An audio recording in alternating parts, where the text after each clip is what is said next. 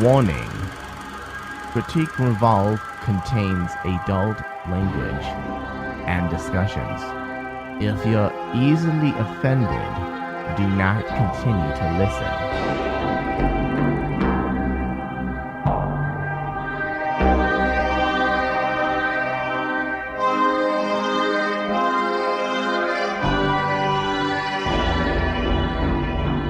All right, boys and girls, cats and kittens, it's that time of day again where you're listening to Critique Revolve. So I am Brian Smith, and joining me this week for our review is Andrew. Andrew, say hello. Hey, how's it going? Hey, so Andrew's here with us. Him and I just went and saw a movie coming out November 21st, The Hunger Games Mockingjay Part.1. That's a really long title. It needs to be longer. Actually. It really does. Right? Just add like 7 or 8 words in there. Just call it, The Hunger Games Mockingjay. If we could get to like the Teen emo, Angst Part 1. Yeah. Just emo song titles. Just transition that into movie titles. Just transition them all into movie titles. Yeah, no, that'll totally work. But anyways, guys, so this one, for those of you who haven't been living or that have been living under a rock for the last, 3 years, stars Jennifer Lawrence, Josh Hutcherson, Liam Hemsworth, Woody Harrelson.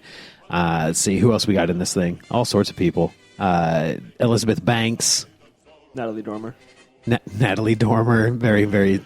Princess Decolletage from Game of Thrones. Sure, dude. And... and of course Donald Sutherland. Yep. From The Capitol. But anyway, the plot on this movie, it picks up. Jesus Christ. It's all good today, dude. It's all good today. So it picks up where the Hunger Games Catching Fire kind of left off.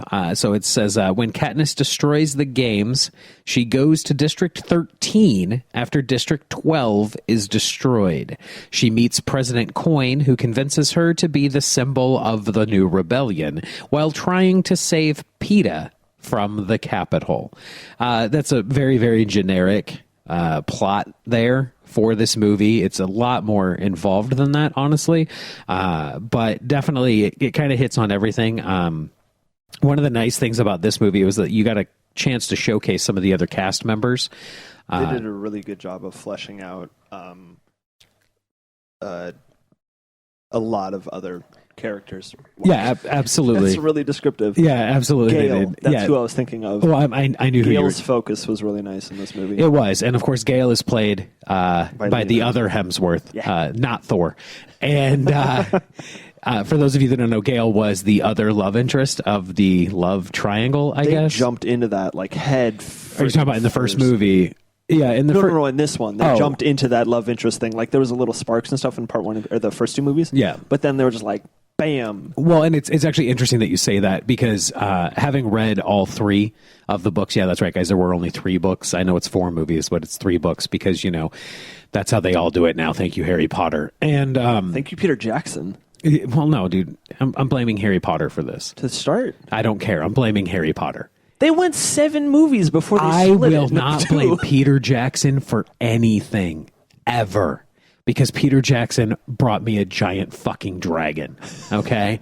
Anyway, so, with this one, it's a little bit different. Like you said, they jumped into the love interest, but they really didn't.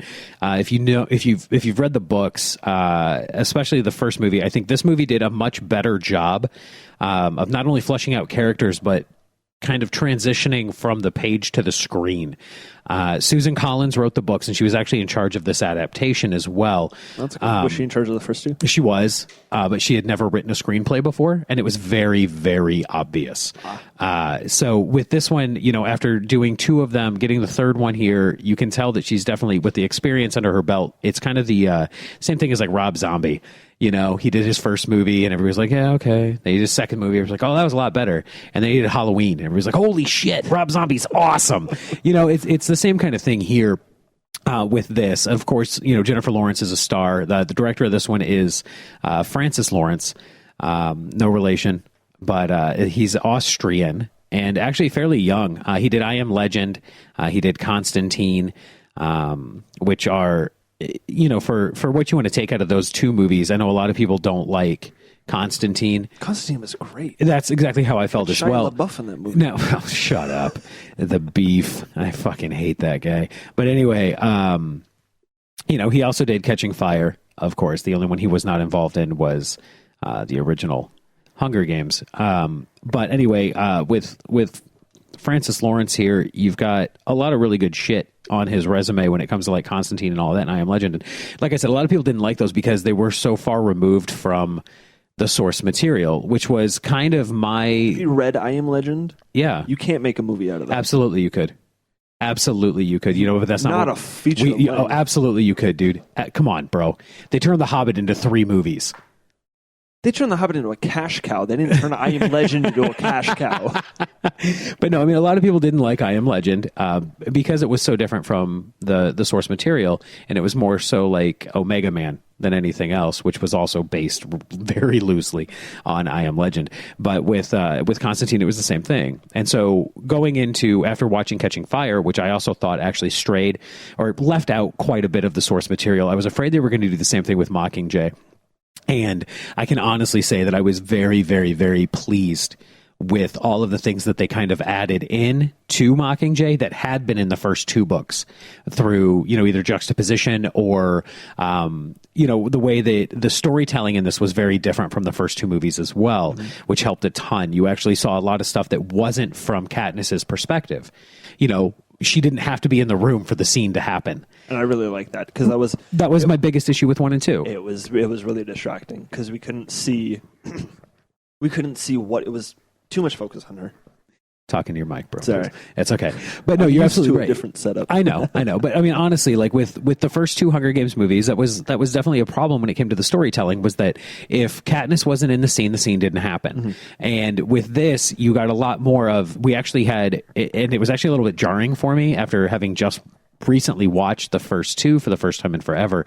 For the first time in forever, I watched the first 2. And I watched them and I was like, wow, she's in every scene. And then in this one, you actually have a scene where she leaves a room and the camera stays in the room and shit happened. And I was like, whoa, what? That's a real thing? Oh my God, we're making movies. And it just felt a lot more fleshed out, I think, I gotcha. than what we got in the first 2 movies. Absolutely. And, the pacing of this movie I felt was a lot better than especially the first Hunger Games movie. And even to a certain extent, the second movie. I felt the first movie, while it didn't bog itself down with plot description at all, it still was off on the pacing. The action scenes didn't really fit, and the second movie kind of had the same kind of feel to it with Catching Fire, because when of course, with the games and everything else, the games I felt were a very, very small part of the second movie, and a lot of it was just in kind of what was going on behind the scenes. That was really jarring for someone who had never read the book. Well, exactly. Because it was like there's so much happening and it's all going to happen in this very intricate way, but the way that it's revealed, it was just like it was very backwards. Yeah. Like it was like, wait, so who's working with who? Like Joanna and all of that, who one of my favorite characters. I'm actually very sad that she wasn't more in this movie. I love the scene with Joanna where she walks in the second movie, where she walks into the elevator and just gets naked. I thought that was phenomenal. Oh, yeah. I love that. I thought that was one of the really coolest funny scenes to include. Because it's a little bit racy, but at the same time, it explains so much about this different culture, because it is, it's a completely different world than what we are used to. While it's still set essentially here in something like America, it's very different, and you just made the capital sound like America. The capital is America. This whole book is just allegory for the current state of affairs in politics and everything else, where the capital thinks they're infallible and can do whatever they want anywhere in the world. Fair. I mean, that's fair. It's of course extremism, of course. But that's always the best allegory, where it breaks it down into like this black and white thing. But anyway, in Mockingjay, we do get a couple new characters and fleshed out characters. Philip Seymour Hoffman, of course. God rest his soul. Moment of silence for Philip Seymour Hoffman. Okay, that's enough. And his character. What the hell was his name in this movie? Philip Seymour Hoffman. Do you remember? I'm terrible with character names. Are you? The only reason I know names in Game of Thrones is because I read the books like an asshole. Oh, that's. I did the same thing. I actually haven't really watched that. I'm not going to lie. Plutarch. That's right. He plays Plutarch. Yeah. And you know, his character was in the second movie, and you knew that there was something going on there because of a lot of foreshadowing with Katniss's character at the different, at like the or the ball or whatever they had, like the party before. There were a lot of one-liner quotes in the beginning of this movie that, like, you knew. Yes. Just holding focus, or just the little extra second where you knew, like, that line is that's significant. Right. No, and that was the thing. That was the thing about this one too, is that I felt like they did a really good job with kind of walking you through the story, but in a natural way, where it doesn't feel like they're shoving the story down your throat, but you're getting it based on a lot of the different camera angles that they used. The cinematography in this one, I actually felt like it was some of the best that they've done in the movies, but it still had a couple of major drawbacks for me. And I know, Andrew, you talked about it a little bit when we were going over your notes. What was it that you said about it? There's a lot of foreground. There's a lot of foreground blocking out a lot. That's foreground, not foreskin. So, sorry. They were trying to frame and force the view through, specifically in crowd shots. Yes. But it was done so much so that it was very distracting once you noticed it. Yeah, absolutely. And I mean, that's one of those things that, you know, I think of a lot of times that'll happen. Who was the cinematographer on this anyway? Do we know? I don't know. You've got the IMDb up. I do, but I'm also like clicking through it like at rapid speeds. Anyway, there was a lot of foreground. What he says, for those of you that don't know what that means, cinematographer was Joe Willems. Thank you. There's a lot of foreground. He did Limitless, which also had quite a bit of foreground, and he actually did Hard Candy, which is one of my favorite fucking movies of all time. Oh, that had that movie. It's the Pixie. Ellen Page, right? Yeah, Ellen Page. Yeah. Ellen Page, and also Night or Owlman or whatever he was from the Watchmen movie. Night Owl. Yeah, Night Owl. Guy. Yeah, that guy. What's his name? It doesn't matter. Anyway, Patrick Wilson. And there you go. Anyway, so we know that Joe Willems is completely capable of shooting movies, fast action with Limitless, and then also just huge set pieces. And when I say huge set pieces, I mean like very small rooms with Ellen Page and Hard Candy. For those of you that haven't seen Hard Candy, you need to go out and watch Hard Candy. It'll change your fucking life. It'll change your life. That movie is phenomenal. But anyway, with this one, with the foreground stuff, what Andrew means is that there's a thing for any of you out there that do photography or do movies. There's a thing called the rule of threes, where you have your foreground, your background, and your subject, and it should be a third and a third and a third. Every photo, every movie, every shot should always have the rule of threes. That's how we see things. That's how the human eye works. Like, you know, just looking across over here at Andrew, not only am I looking at Andrew, but the bottom third of my vision is the desk. The other third is the background, which is the wall behind you. And that's how your eyes work. And so when you look at an image, especially in a movie, it's super important that you get realism out of that image. It doesn't matter if it's CGI or if it's, you know, two people sitting in a hotel room bullshitting with each other, or Clerks for that matter, which is, you know, two people anywhere talking, because that's 15 minutes at a time at least. All the monologues. And anyway, so in this movie, what you see a lot of is kind of a forced perspective where everything's blurry, everything's except for your subject, or everything's very right up in your face, and that's what they want you to look at. And you notice it a lot with, for those familiar with the story, they do propaganda videos. And the propaganda videos, I felt like, honestly, the way that they shot it made sense to me when you were watching the propaganda video, because the girl that they have, what was her name? You mentioned it earlier. Natalie Dormer. Yeah, Natalie Dormer, who is, as Philip Seymour Hoffman's character puts it, the best up-and-coming director in the Capitol. She shoots the propaganda films. And you can tell that there's a definite difference between her style and the actual style of the movie. Cressida is that. Cressida, thank you. That's not important, but either way, I'm just fucking with you, man. Anyway, so, you know, it's just very, very interesting to see the two different styles in the same movie. And I think that Willems did a good job with that. Also interesting to note was that most of this movie was shot in Georgia. I noticed that. which is actually really cool. And you can actually see like all of the woods and everything else were all the overhead shots were Georgia. But then you look at like some of the city shots and that was Paris, which is really Was it cool. really? Yeah, they shot in Paris. Cool. I Which saw is- that they had a Paris unit in the Yeah. credits, but Yeah, they shot in Paris, they shot in Georgia, and then I also think they did some soundstage stuff because there was some green screen usage, but I feel like this movie actually had less green screen than all of It looked than the practical. first two. There was lot of it looked practical. A lot of practical effects in this. Not a whole lot of effects in general because you didn't have the games, you didn't have like massively crazy stuff like the whirlpool and the fake smoke coming in or the fake walls or even just the giant dome. That wasn't there because they were in real life. there's a scene where Katniss goes back to District 12 and she walks up this crest and there's just basically torched bodies everywhere. Dude, those look so cool. Oh my god, all of that was awesome. And there was CG at the very Yes. at the corners and stuff, but Yes. Well, a lot of any when you're looking at the District 12 stuff, anytime there was a big building, of course it was Top CG. half of that is all CG. It was all CG. It had to be. Of course. There's no other way to do that besides, destroying a city. And I don't think that was in the budget.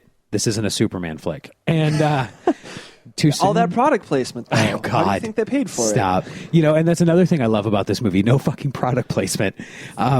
Well, you don't need it when you make what you make on these. And I can tell you this, that I've read the books numerous times because I love teen fiction. Mm-hmm. Like, I don't think anybody who's listened to any of my review shows knows that Twilight, The Hunger Games, the Maze Runner series, The Host, what was the new one that came out? Gathering Blue is the second book. What? I can't think of what the first book's called. They just released it. Anyway, another teen fiction You read movie. Divergent series and stuff. Oh, Divergent. Yeah. There you go. Yeah, I read the Divergent series a couple times. Like, yeah, I mean, that's one of those things where I enjoy those reads, and The Hunger Games was no different. My biggest problem with The Hunger Games in and of itself was actually the third book, and so it kind of surprised me that this movie, What was your problem with the third book? the ending. Okay. The ending of the third book is my issue, and we're not going to get into it because, of not. course, I don't want to ruin anything for we got anybody another yet. year. We still have another year, exactly, until Mockingjay Part 2 comes out. But that's it's so actually the last, 75 pages of that book are my problem because it's Pretty Little Bow, and I hate Pretty Little Bow on a story. Like, don't tie a bow on it, man. Life doesn't work that way. Stop it. Susan Collins, you're better than that. Like, I understand that you had a deadline to reach for that third book and that, you hadn't finished it. I get that, but still. Anyway, so I think at this point, I want to kind of talk about some of the performances that were given in this. Let's do it. Donald Sutherland, as always, knocks it out of the fucking park. Dude was awesome. Absolutely phenomenal in this movie. At this point, even when I read the books, it's his voice and his face that is President Snow for me. And it wasn't always that way. I think that happens a lot with any book that you read, though. Well, no, for a long time it was Sam Elliott. I wanted Sam Elliott to play President Snow. I love his voice. Anyway, but no, for a long time it was Sam Elliott. I thought that Sam Elliott would be really good at that, especially after watching him in The Golden Compass. Okay. And so I was like, wow, he'd be really good as President Snow because he's kind of scary but kind of nice. And, I'm like, this would be really cool if it was Sam Elliott. And then they cast Donald Sutherland and I was like, we'll see. Then he did the first movie and I was like, whoa, he hit that shit hard. Then the second movie, I was like, holy crap. And then with this one, I'm like, wow, he has solidified 110% that he is President Snow. Jennifer Lawrence, of course, she's really good. But sometimes I feel like with The Hunger Games, she's kind of going through the motions a little bit. She did. There were quite a few scenes where it felt like she was phoning it in. Although I will say that the scene where she's supposed to act badly, That was really good. it was great. I couldn't tell if that was her trying to act badly or if that was just her acting badly. Right? I believe it was her trying because that was kind of the point of the scene. But it was just really good. Yeah. Like, and that's one of the, I guess that's one of the things that, in any theater class, they'll tell you that if you can act badly on purpose, you're a good actor. Because that's one of the most difficult things to do is act like a bad actor when you're a good actor.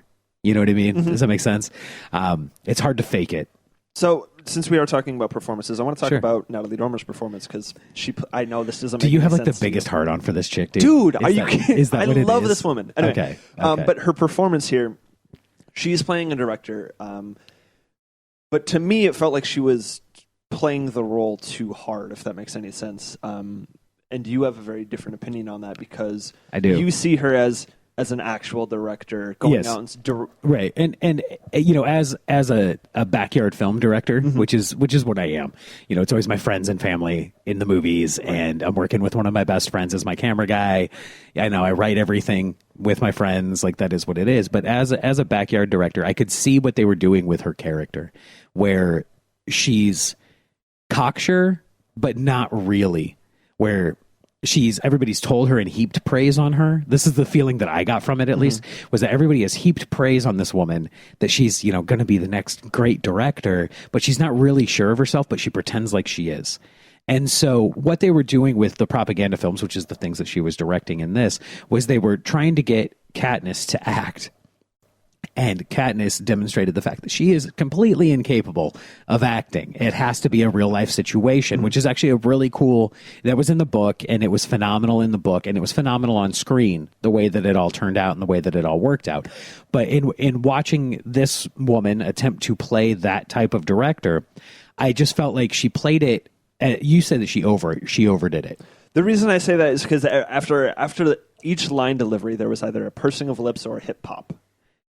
Okay, I get what you're saying. There's that over, like, look at me. Exactly. Okay, I can see that, but at the same time, I viewed that as a totally different thing. I viewed it as I'm trying to solidify that I'm in charge. That's how I viewed that. Okay. I'm pursing my lips because I don't give a shit what you have to say. Do what I told you to do. And I viewed the hip hop as you will agree with me. Like that's kind of how I looked at it, but that also comes from being a director and having to deal sometimes with certain people I know that think they know better when I'm trying to pull something out of them. And she was trying very hard to pull something out of Katniss, Jennifer Lawrence's character, and wasn't really getting what she wanted in any of those situations. So with her being the director of the propos, yes, the propos, as he said, propaganda films. It felt very much like it was a political thriller to me. It actually did. Yes, there was probably a good, I don't know, 35 to 40 minutes of the film that did kind of feel like a political thriller. It was all speeches. Yes. It was all chanting. Yes. It was all... Well, and dude, did you notice the allegory for the Nazi movement? Yeah. Okay. Like it's front and center. Yes, absolutely. Like, and did you notice the dichotomy between District 13 and the rest of the districts, and how the rest of the districts, are doing the Mockingjay song, the do do do do. I can't whistle, so I'm not going to do it. Exactly, and putting 3 fingers in the air, while District 13 is raising a closed fist, and I'm like, okay. And I think that having read the books, I don't want to ruin anything for anybody, but you will, if you've read the books, you'll totally understand what I'm saying when I say that. Okay, if you haven't read the books, I'm sorry. You're not going to get it until you see the second movie. And when you see the second movie, you'll totally understand it. Now, I did earlier mention that Susan Collins is the one that did the adaptation, and that is true. The screenplay was actually written by Peter Craig and Danny Strong. They did The Town, which fucking awesome. Peter Craig did The Town. Danny Strong did Long Turn on Buffy the Vampire Slayer and Pleasantville. Which I think is severely underrated. Gotcha. I love Pleasantville. And he's also only 5'2", which I think is adorable. We just had a conversation about height. We did. That has nothing to do with the movie. No, not at all. But yes.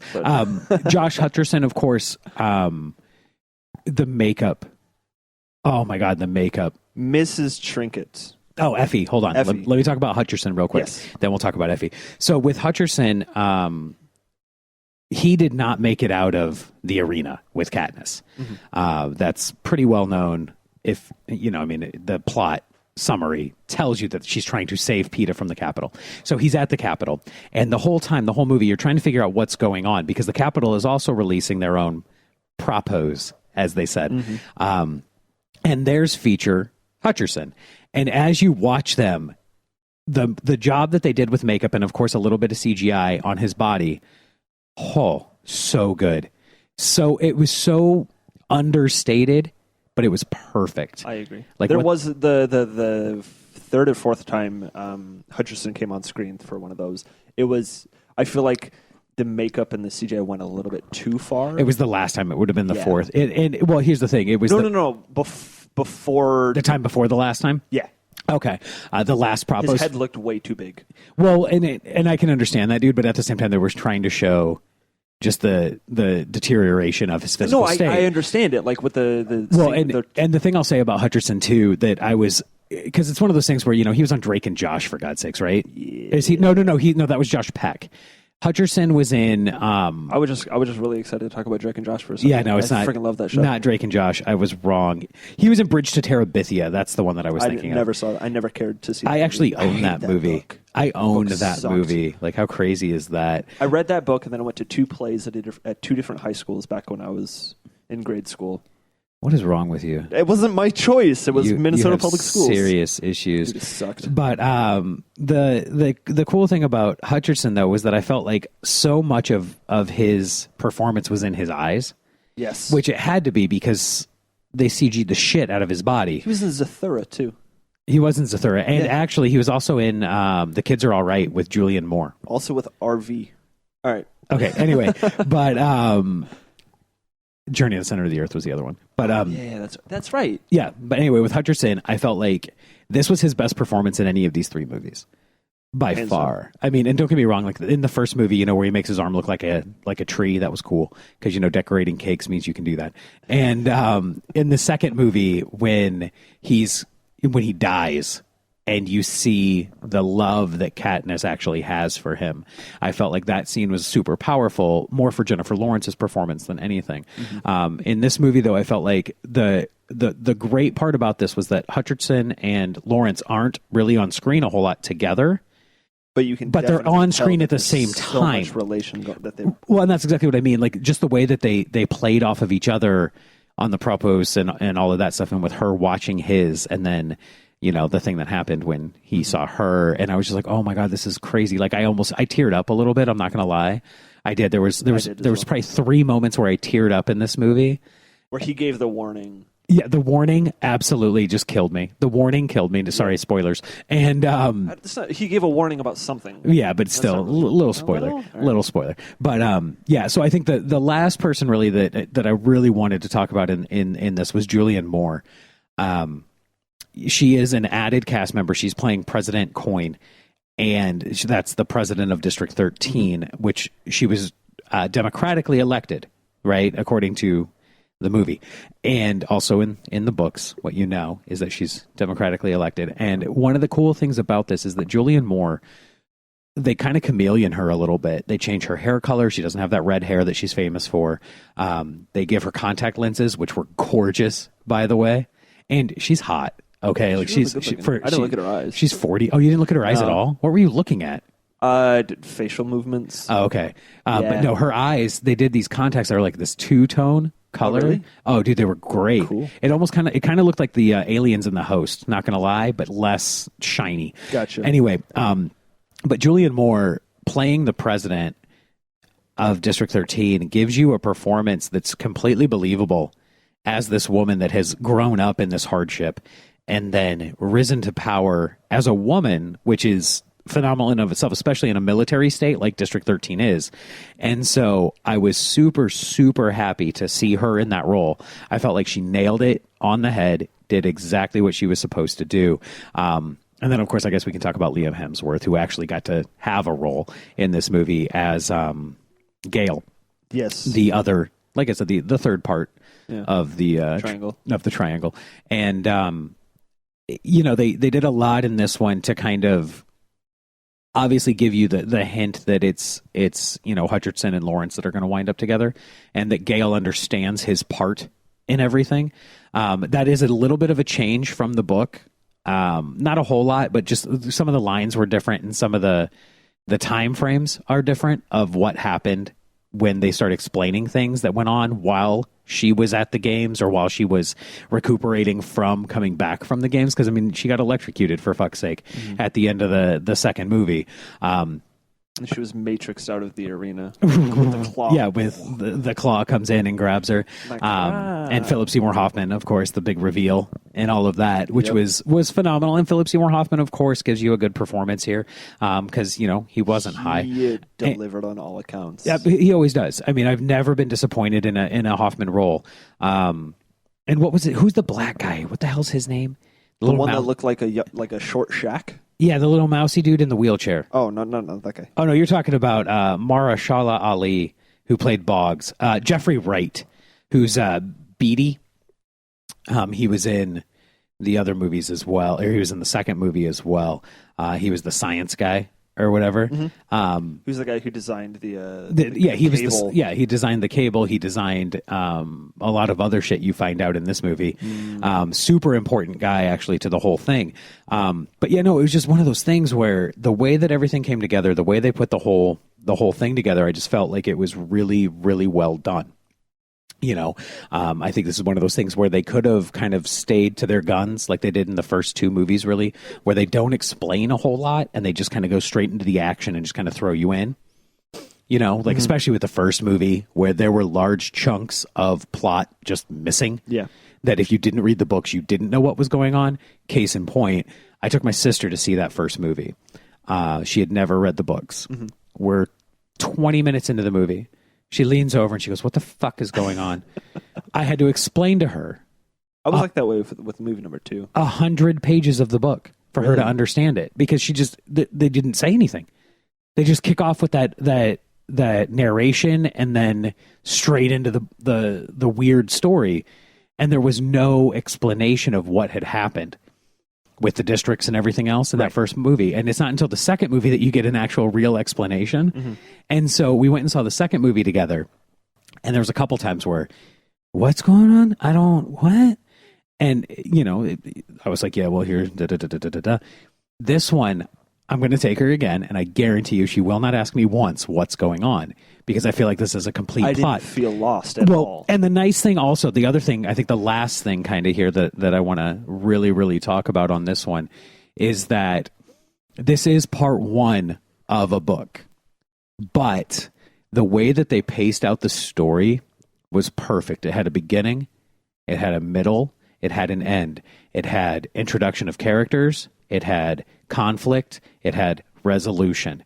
And still leaving you at a point where you're not super pissed that they ended it there, but you still want to know faster than a year from now what happened. Because here's the thing. I went back and I reread Mockingjay. Uh-huh. And you did your research. I did, because I always do, especially for this show, because this is a much more critical show than what I'm used to doing on Play It or Slay It. Uh-huh. But anyway, so I reread Mockingjay and I was trying to figure out where they're going to split the books, right? I was like, where split it? Where do you thought? Where do you split it? Well, I had 3 possible parts. 3 parts where I thought they could split it.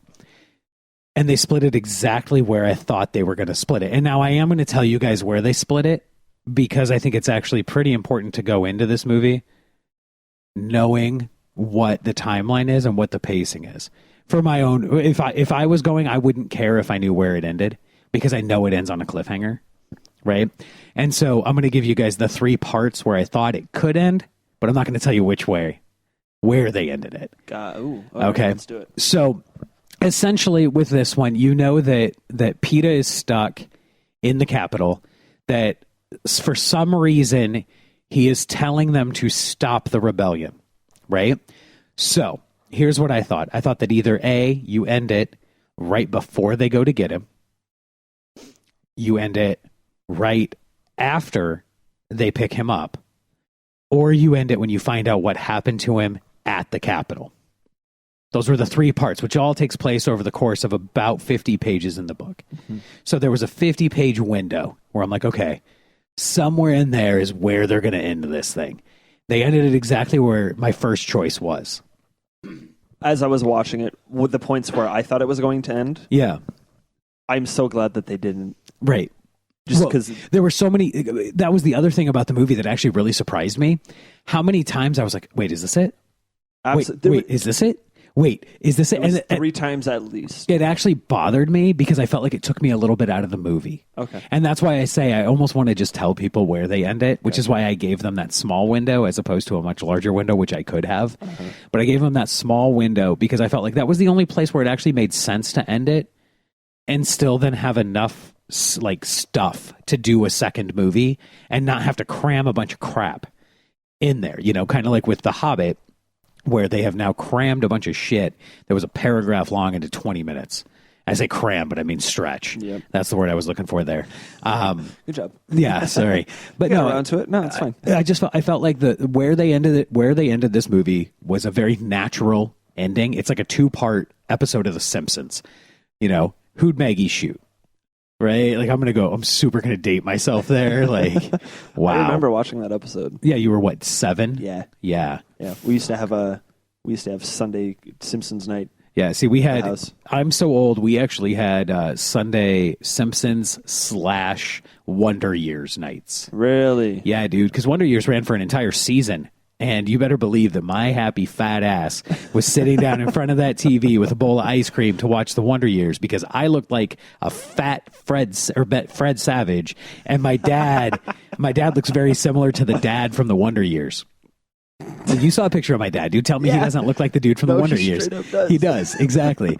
And so the Wonder Years is one of those things that was really cool. But anyway, so with this, I think you actually have a little bit more that you wanted to say about it, don't you? I wanted to talk a little bit about costume design and makeup. That's right, because you want to talk about Effie. Yes. That's right, and because we talked about makeup a little bit with Hutcherson, but you wanted to talk about Effie Trinket. So Effie Trinket, she is in District 13. Elizabeth Banks is who plays Effie.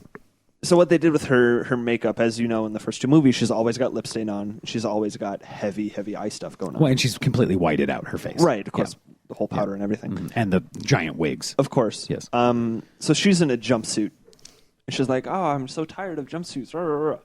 The way that the costume design they had her character take with those jumpsuits, she put like jumpsuits together and she made dresses and she made like formal wear with like this gray drab crap or whatever. It was really nice. And like her bandana was trying to be her hair. Yes. And it was like really like Rosie the Welder sort of yes, going on. It was. But her face makeup is they got permanent lip stain. What seemed to look like. Well, what it was more of a, okay, because in District 13, of course, they're very militant. Right. And so everybody wears the same thing. Right. Everybody looks the same. Mm-hmm. It's all gray.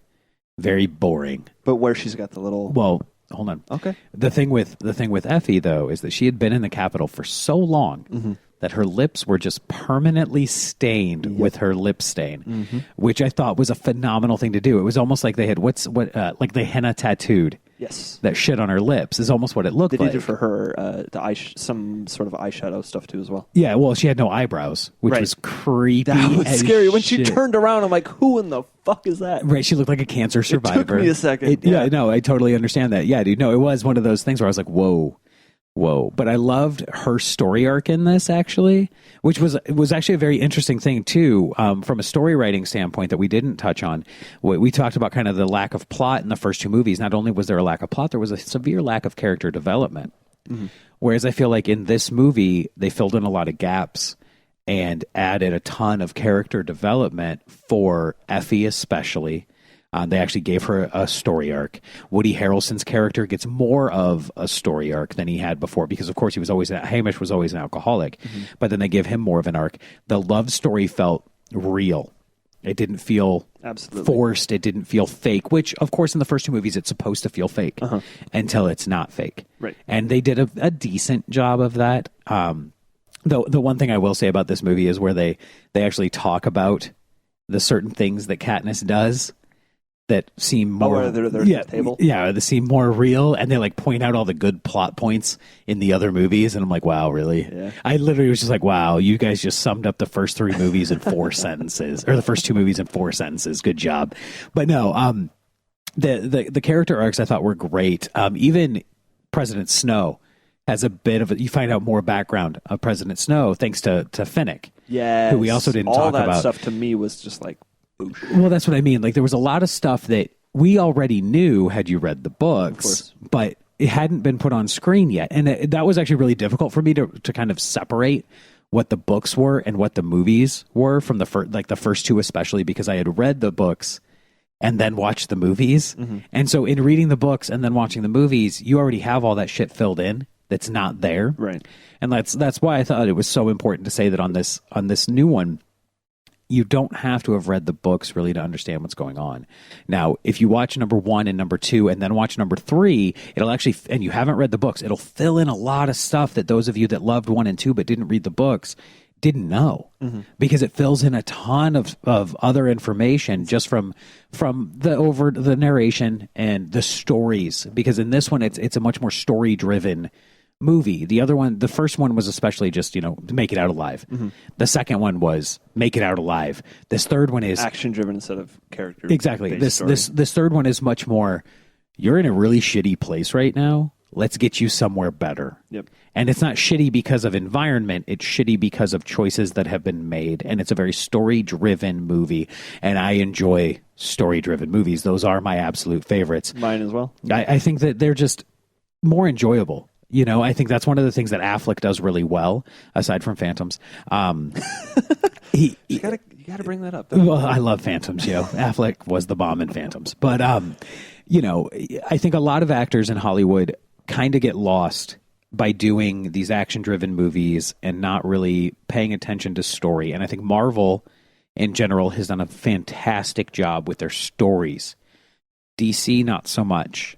DC the DC movies have been much more action-driven as opposed to story-driven, whereas Marvel has done both. They have action, but they're story-driven. There's a backstory for everything, and that backstory is completely fleshed out. And I feel like this is the first Hunger Games movie where the backstory is fleshed out. And, of course, there's going to be surprises in the second. Things that we didn't know about that, well, if you didn't read the books, that you don't know about that are going to come out. But in this one, I feel like every reveal was great. I feel like every character was needed. There was no one extra. There was no fluff. There was no chuffa. It all just made sense. And I think that, I think that Lionsgate, has hit a cash cow here with the Hunger Games and just did an absolutely fantastic job. Oh, you know who else we forgot to talk about? Who? We totally forgot to talk about Stanley Tucci. I love Stanley Tucci. Yeah, he's the guy that was interviewing PETA the whole time. Oh, yeah. Yeah, he's fantastic. He's fantastic. And, of course, Tucci gives you the same character. And so there's really not a whole lot of story there. Like, he's the guy that's the face of the games. Woohoo! But anyway. His delivery for his lines was... Oh, fantastic. So good. Well, I mean, that's his job. Right. He plays the role of a television presenter perfectly. He really does. But anyways, guys, I think that's going to do it for us here on Critique Revolve. I don't know, Andrew, you're signaling that you have something else you wanted to talk about. I was just going to ask your opinion. Oh, sure. With you reading the books, how do you feel as if instead of doing 2 movies, 2 hours a pop, doing 1 movie, 3 hours-ish? I won't actually chime in on that until I see the second movie. Fair enough. Because I think that with what they did with this first 2 hours is great. Yes. They set up perfectly for the next 2 hours. Unless they fuck that up. And which they very well could. You could very easily, maybe they only needed an hour to do this last part. Maybe. I don't know. I won't know until I see it on screen. How many pages in was... I don't remember, dude. I'm not going to lie to you. I really don't. It was about half. Fair. Maybe closer to the end, I think. Maybe 100 pages shy of being half. Like it's 100 pages over being half, That's or fair. 75 pages over being half. But it was less. It was a little bit more than half, if I remember right. But either way, guys, that's going to do it for us here on Critique Revolve. We want to thank Michael Flores for letting us go see the movie. And, of course, you can find all of the shows at rainmanwashere.com. Andrew, thank you for coming in today. You're very welcome. We appreciate you. Yeah, no problem. You're the man. You're the man. Hopefully. Yeah. I hope so. Since we almost got to sit next to each other. Almost. But that's a story for another time. Anyways, guys, thanks for listening. We do appreciate it. We out. The Corova Milk Bar sold Milk Plus Velocet, or Synthemesk, or Drencrum, which is what we were drinking. This would sharpen you up and make you ready for a bit of the old ultra-violence.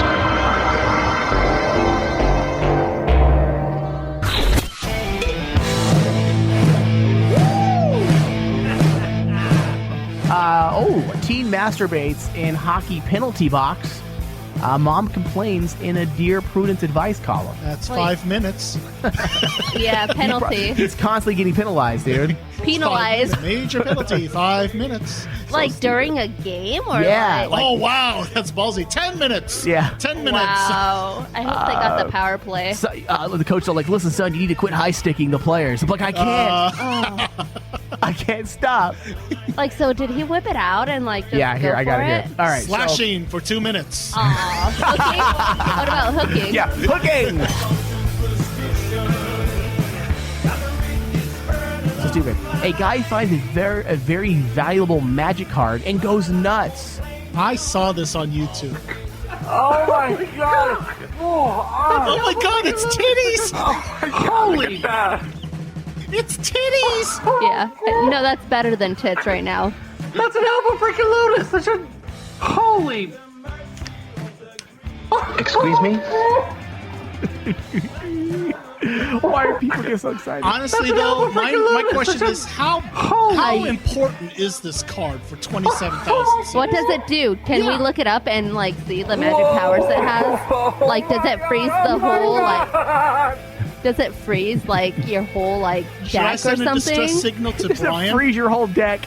But you can tell you don't know anything about magic cards. Should I send a distress signal to Excuse me, Brian? Maggie. I can tell you know nothing about Oh, magic cards. excuse me. You can- Excuse me. You could only freeze the whole deck with a magical Whopper Stopper card. The Rain Man Show, every week on Rain Man Digital.